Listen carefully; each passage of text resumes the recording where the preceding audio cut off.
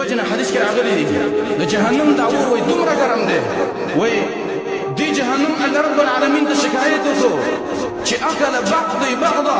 یا الله زما بعضی ایسي بعضی وخړله وای الله رب العالمین دی جهنم ته ویلې چې زه په کال کې 2 ساګانې اخلم یو د وړو بل د جمی نبی صلی الله علیه وسلم فرمایي چې بلې وړو کې دا کم تبي بده انسانانو باندې په دې دنیا کې دا کومه ګرمي وای دا د جهنم هغه تپ دی د جهنم آساده چې جهنم دا وږي د جهنم نه د کومه ګرمي د دنیا درازي دا د جهنم ګرمي ده نو دا خو د جهنم هغه تپ دی چې به موږ په ایسګانو باندې نه یخیږو په پاکو باندې نه یخیږو د جهنم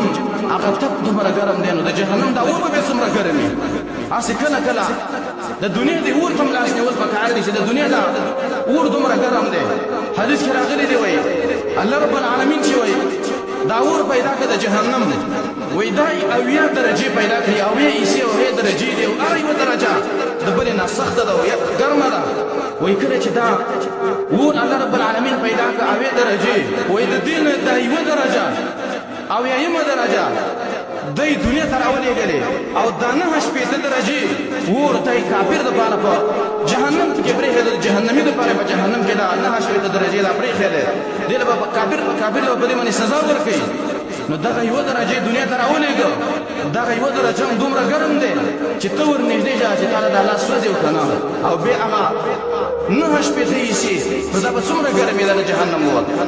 د وجه ابن رجب رحمه الله لیکلی دی ويكره الله رب العالمين وإذا جهنم دي أو يا درجة ورنا دا يو درجة دي دنيا ترى ولينا وإذا تصحى وتيز ور وفيدا نار السرقة دا گرم ور وإذا نو يو روايت كراغلي چه دوزل وبل روايت كراغلي چه دريزلا الله رب العالمين دي دنيا ور روانستا أو بسمندر كي دريزلا وپاكا اكم تیزواله شي واغه ختم شو اسی یو ټول مردا په پاتې شو نو دا د جهنم هغه خیرم نه د جهنم د اور او ورشه د تلاس ونیسا چې دا څومره ګرم دی به پاتې ولا د جهنم هغه نه شپې شي ور کوم انسان چې جهنم ته لاړ کدا د یوې دقیقې لپاره لاړ کدا د یوې ورځې لپاره لاړ کدا د کال لپاره لاړ دا انسان تماشا هلاک شو بیړې برداشت دا مو وی چې ایمان ورا بغشته لا اله الا الله ویل دا او جنت ته داخله یو کله به داخل شو